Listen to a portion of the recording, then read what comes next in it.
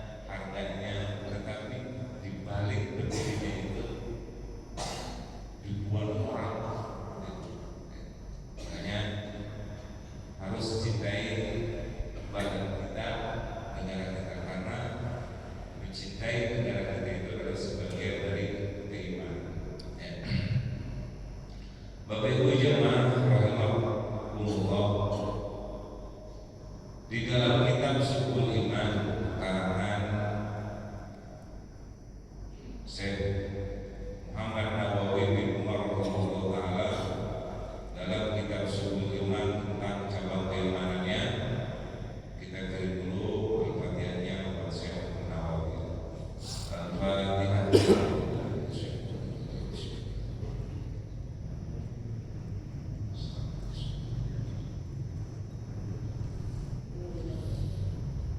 dalam kitab Syukur Iman terangkan Imam Nawawi bahwa cabang iman itu jumlahnya itu ada 77 cabang. Keimanan seseorang itu tidak terlihat, ibarat sebuah pohon yang berdiri, yang tegak, yang tumbuh, yang tidak kelihatan itu adalah akarnya. Akar itu adalah sebuah keimanan. Wahbu ilahaka, kata Imam Nawawi, termasuk cabang iman itu adalah wahbu ilahaka khof al-iqobi, yaitu cinta kepada Allah. Cinta kepada Allah itu termasuk cabangnya iman. Beriman kepada Allah rukun, percaya sama Allah. Tapi cinta sama Allah cabang iman. Kalau cinta sama Allah, hubullah, Imam Subhal berkata ada ciri-ciri orang yang disebut cinta sama Allah. Cirinya apa? Alamatul hubbillah, hubbul Quran. Yang pertama, orang yang cinta sama Allah itu adalah hubbul Quran, cinta sama Al-Quran. Orang yang mengaku cinta sama Allah tapi tidak cinta Al-Quran, bohong. Banyak orang yang mengaku saya cinta Allah, ya kan, tetapi tidak pernah baca Quran. Makanya cirinya orang yang cinta sama Allah itu adalah hubbul Quran, cinta sama Al-Quran. Wa alamatu hubbuhuma, dan ciri cinta sama Allah dan Al-Quran ada cirinya. Ini orang cinta sama Allah sama Al-Quran, ada cirinya. Apa cirinya? Wa alamatuhu bihima hubbun nabi. Orang yang cinta sama Nabi pasti cinta sama Allah dan Al-Quran. Karena Al-Quran wahyu dari Allah, tidak bisa dipisahkan. Saya cinta Allah doang tapi tidak cinta Al-Quran, nggak bisa. Saya sering baca Quran tapi tidak cinta Allah, nggak bisa. Nah, syaratnya untuk bisa cinta sama Allah dan cinta Al-Quran adalah hubbun Nabi sallallahu alaihi wasallam, cinta sama Nabi Muhammad sallallahu alaihi wasallam. Kalau sudah cinta sama Nabi, otomatis cinta sama Allah, cinta sama Al-Quran. Jadi berurut. Wa hubbun Nabi wa alamatuhu bihi sallallahu alaihi wasallam. Tapi ada cirinya juga.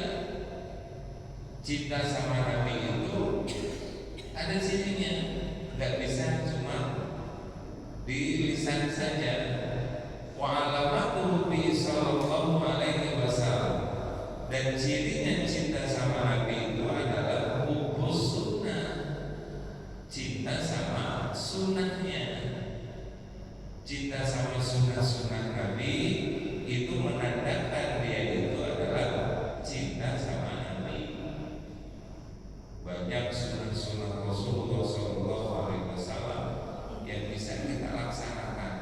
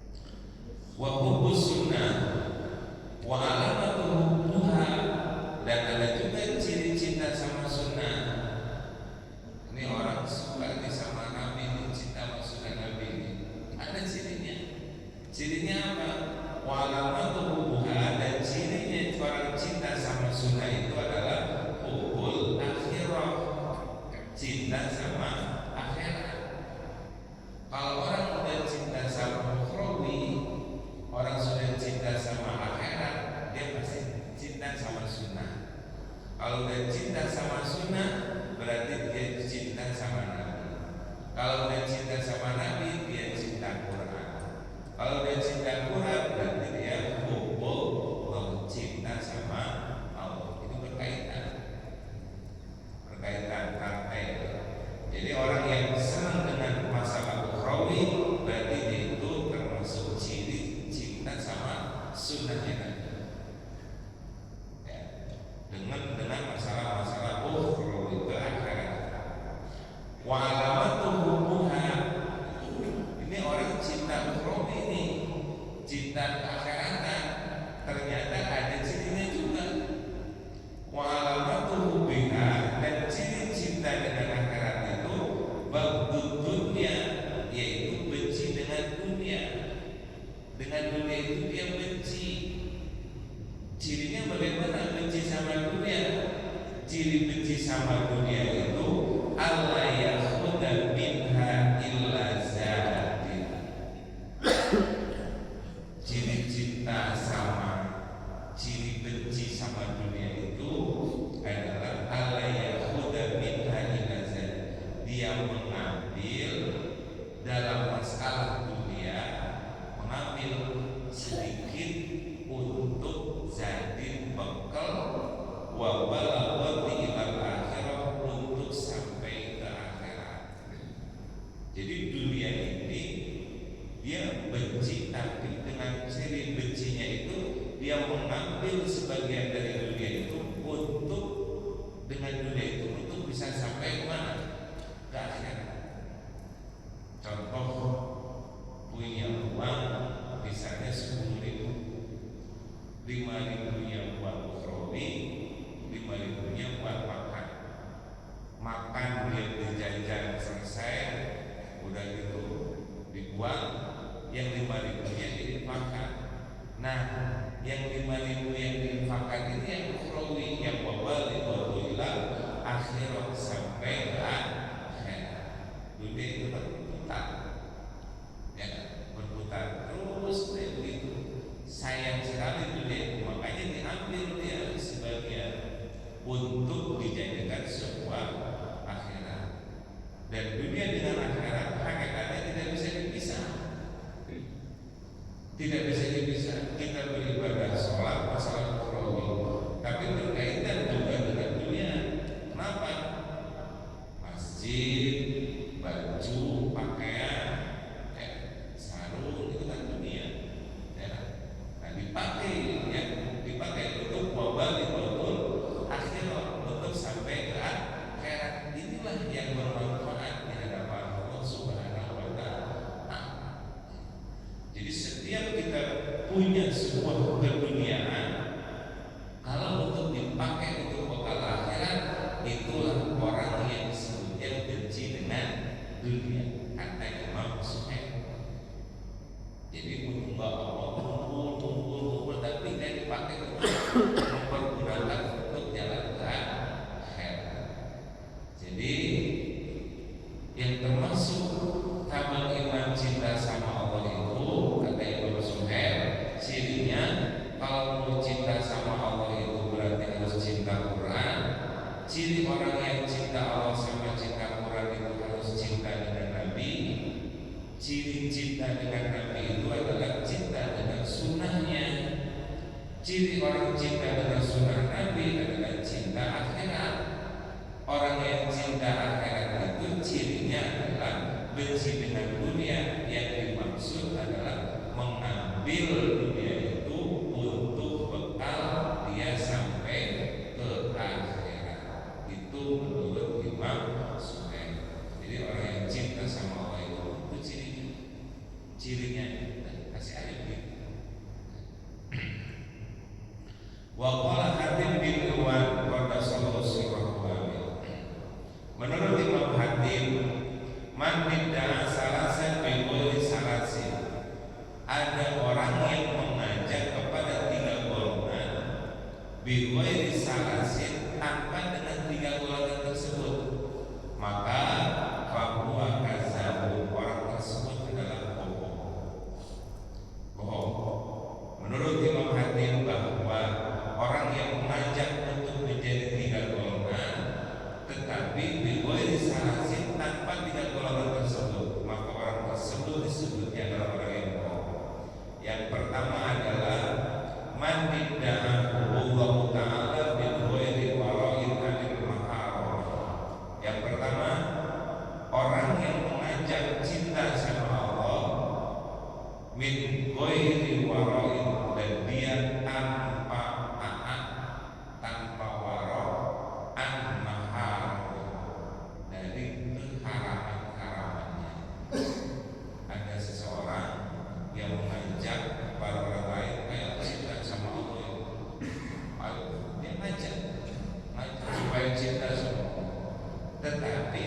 tersebut dibuat waro, dia itu tidak waro. Tidak waro itu tidak teliti, tidak taat, ya, selalu melakukan hal ini, selalu melakukan yang diharamkan, maka bahwa azab orang tersebut bohong. Jadi cuma ngajak doang, tapi diri sendirinya tidak mau melakukan. Ibarat calo bis, mau pekalongan, mobilnya kosong. Kalau nggak naik udah penuh, berangkat mobilnya dia ditinggal karena ngajak doang. Nah ini disebutnya azab orang yang bohong. Jadi orang yang mengajak cinta sama Allah tapi tanpa ada waro, taat untuk meninggalkan yang haram, bahwa kazab. Itu yang pertama. Yang kedua, wa man idda'a mahabbatin nabi, ada seseorang yang mengajak cinta sama Nabi min ghairi mahabbatil fakir, tanpa dia cinta sama orang fakir. Ngajak cinta sama Nabi tapi dirinya sendiri sama orang fakir benci, bahwa kazab, maka orang tersebut adalah bohong. Kalau cinta sama Nabi, cintai orang-orang fakir miskin, itu baru cinta sama Nabi. Cirinya mahabbatul fakir, bahwa kazab orang tersebut juga bohong. Yang satu cinta sama Allah tapi haram-haramnya dilakuin. Kalau yang ini cinta sama Nabi tapi benci sama orang fakir, orang bohong cinta sama Nabi. Wa manidda, dan yang ketiga, wa manidda hubul jannah, ada seseorang yang mengajak cinta kepada surga. Wa manidda hubul jannah, ada seseorang yang mengajak ayo cintailah surga, tetapi diberi infak, tanpa dia pernah memberi infak. Bin ghairi infakin malahu, tanpa memberi infak untuk hartanya, ya, demi surga, bahwa kazabun, orang tersebut juga disebut bohong. Yang dua, yang cinta sama Allah dengan haram, dengan fakir. Kalau yang ketiga dengan surga itu adalah dengan hartanya, ya, dengan harta. Orang yang mengajak ayo cintailah surga, cintailah surga, tapi orang tersebut tanpa dengan infak hartanya, maka bahwa kazabun, orang tersebut adalah bohong. Itulah ciri-ciri orang yang cinta sama Allah, ya, orang yang cinta dengan Nabi. Ternyata ada rentetan-rentetannya, bisa kita disebut apa? Cinta sama Allah dan cinta dengan Rasulullah. Wasubatul hadiyata asyara, menurut Imam Nawawi dalam kitab Subul Iman, cabang keimanan yang selanjutnya adalah yang tadi cinta sama Allah, termasuk cabang iman yang sekarang adalah al-khawfu min adabillah. Termasuk cabang iman adalah mempunyai rasa takut min azabillah, dari siksaan Allah Subhanahu wa ta'ala. Jika seseorang muslim, seorang mukmin, baik itu laki ataupun perempuan, mempunyai sifat rasa khauf, sifat rasa takut min azabillah, dari siksa Allah, dia oleh Allah sudah diberikan cabang keimanannya yang tertanam di dalam hati. Kalau ada orang yang sudah tidak punya rasa takut dengan siksa Allah, bahaya. Ibarat kendaraan tidak punya rem, bablas terus nabrak pasti kemana-mana. Makanya khauf itu adalah remnya manusia. Remnya manusia itu apa? Takut.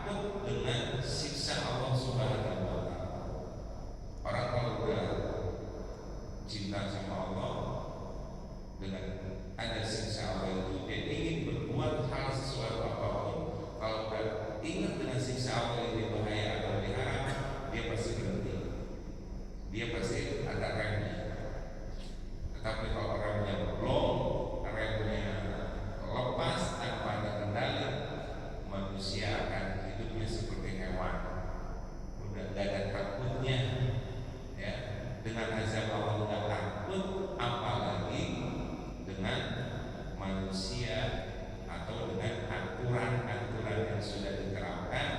Kalau udah nggak ada takutnya apalagi buatan manusia. Nah, itu termasuk, makanya menurut Imam Nawawi ini mempunyai rasa takut dengan siksa Allah itu adalah termasuk apa? Termasuk cabang keimanan kita.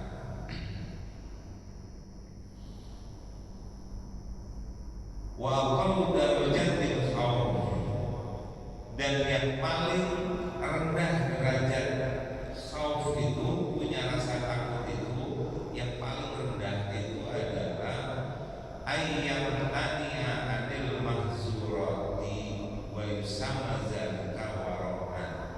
Yang paling rendah derajat rasa takut itu adalah dia mempunyai rasa mencegah diri anil mahzurati, dari hal-hal yang diharamkan. Ada suatu hal yang haram, dia nyingkir. Nah, itu adalah termasuk paling rendah derajat rasa takutnya. Jadi langsung nyingkir ya. Gitu. Kalau ada hal-hal yang mahzur, ada hal-hal yang diharamkan, wa yusamma zalika warawan, dan itu juga bisa disebut dengan kata warok. Warok itu teliti. Teliti itu kalau bahasa ini disiplin lah. Disiplin, karena manusia kalau tanpa ada disiplin kacau. Makanya agama itu adalah punya aturan main, punya kedisiplinan dalam kehidupan, baik dalam akidah, peribadahannya, dia harus disiplin. Ya kan? Walaupun tadinya halal bisa jadi haram, dan tadinya haram pun bisa jadi halal kalau dengan kedisiplinan. Contohnya seperti puasa. Allah menerapkan ataupun ajaran Nabi SAW menerapkan bahwa di bulan puasa dari pagi sampai sore itu tidak boleh makan. Disiplin. Walaupun makanannya itu apa? Halal. Karena aturannya, disiplinnya itu nggak boleh. Bolehnya adalah habis maghrib jadinya. Walaupun barang itu halal. Nah, hal-hal yang begitu itulah harus bisa kita tanamkan rasa takutnya dengan siksa Allah Subhanahu wa ta'ala.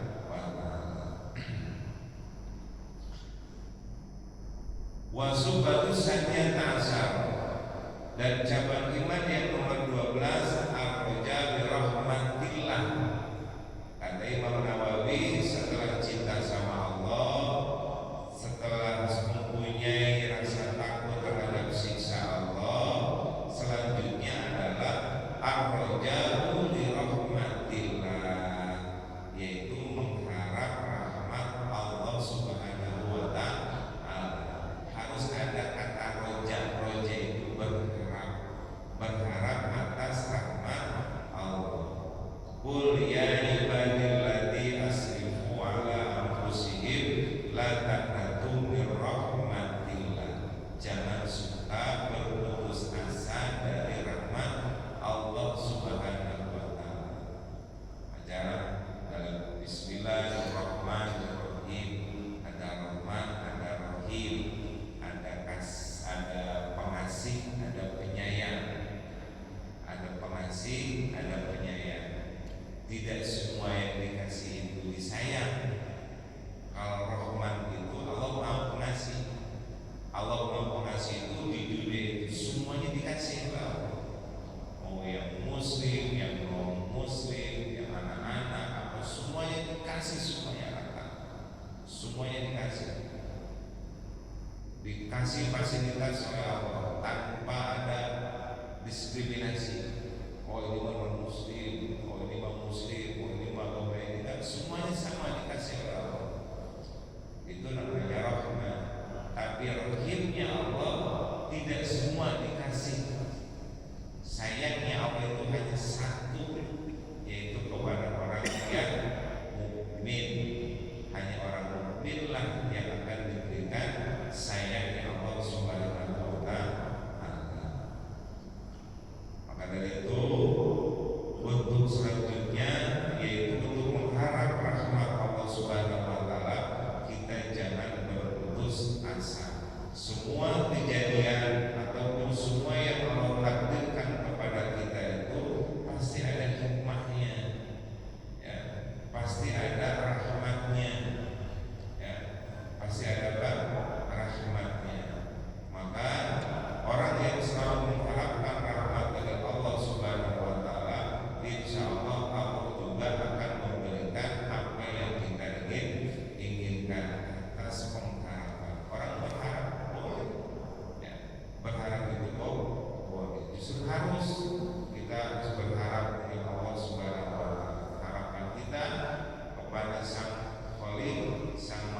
Pencipta agar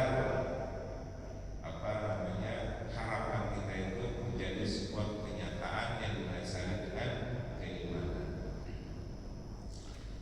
Dan yang terakhir, setelah cinta sama Allah, setelah mempunyai rasa takut sama Allah, setelah kita berharap dengan rahmat Allah, yang selanjutnya adalah at-tawakal, yaitu tawakal kepada Allah. Fatawakkalu in kuntum mu'minin, bertawakallah kalian in kuntum mu'minin, jika kalian itu orang yang beriman. Orang yang beriman itu harus bertawakal. Tidak boleh orang beriman tidak tawakal. Jadi orang yang beriman itu adalah orang yang bertawakal. Wa tawakal sa'asun dan jadi tawakal itu ada 3 derajat, ada 3 tingkatan. Orang ngomong tawakal gampang, berserah diri saja lah kepada Allah Subhanahu wa taala. Tawakal yang mana? Al-ula ayyakuna halau fi haqqillah. Yang pertama adalah tingkah lakunya atas kebenaran dari Allah, wa fisiqah wa bikifalati wa hidayah, yaitu kepercayaannya, genggamannya, pertolongannya kepada Allah. Hanya cukup ngomong, udah serahkan saja urusannya sama Allah, udah nanti juga Allah yang akan nolong. Jadi cukup dengan omongannya saja. Nah, ini namanya tawakal yang pertama nih. Banyak orang yang ngomong seperti itu. Udah semua itu ada di genggamannya Allah, nanti ada pertolongan dari Allah, pasrah begitu. Dan nah, itu namanya pertama. Kalau yang kedua, ayyakuna halahu Allah, tingkah lakunya itu bersandarkan kepada Allah. Kahalitif diibaratkan. Kalau tawakal pasrah sama Allah yang kedua ini diibaratkan seseorang anak kecil yang selalu pasrah kepada ibunya. Kalau ibunya nggak ada, dia selalu membayangkan ibunya, karena ibunya yang merawat, ibunya yang mengasuh dari kecil hingga besar, sehingga nempel terus ingatannya dia. Jadi apapun dia kepasrahannya selalu kepada mamanya. Kenapa? Karena dari tingkah laku perasaan itu sama mamanya terus gitu. Sehingga kalau mamanya nggak ada, dia selalu nanyain terus. Nah, ini tawakal yang nomor 2. Manusia juga sama, karena dia yang ngurusnya Allah, yang ngasih rezeki Allah, ya, yang maha mengatur Allah, sehingga dia selalu kepada Allah terus gitu. Nah, ini tawakal yang tingkat kedua. Ini lumayan agak berat kalau yang kedua. Kalau yang derajat yang ketiga, asalisa ayyakuna baina yadallahi harakatihi wasikanihi mislul mayyit baina yadayil wasil la yufariqu. Kalau yang tawakal pasrah sama Allah yang nomor 3, itu diibaratkan mayat, diibaratkan jenazah yang mau dimandikan oleh yang mandi itu. Pasrahnya itu udah benar-benar pasrah gitu. Jadi dibanding ditamsilkan dengan mayit. Kalau yang nomor 3 tawakalnya itu, kalau mayit udah nggak bisa ngapa-ngapain, dia pasrah benar-benar. Mau digerakin ke kanan yang ikut, ke kiri yang ikut, udah nggak ada apa-apa, udah nggak ada daya dan upaya.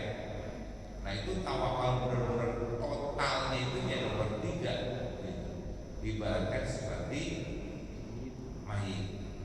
Kalau yang nomor 2 tawakal seperti anak kecil yang selalu bersandarkan kepada ibunya, karena ibunya yang mengurus dari kecil sehingga apapun dia nggak ke mamanya. Kalau yang tawakal yang pertama cuma ngomong doang, udah pasrah aja sama Allah, nanti juga Allah yang akan ini, cuma ngomong tanpa ada rasa untuk dia berpasrah kepada Allah Subhanahu wa taala. Dari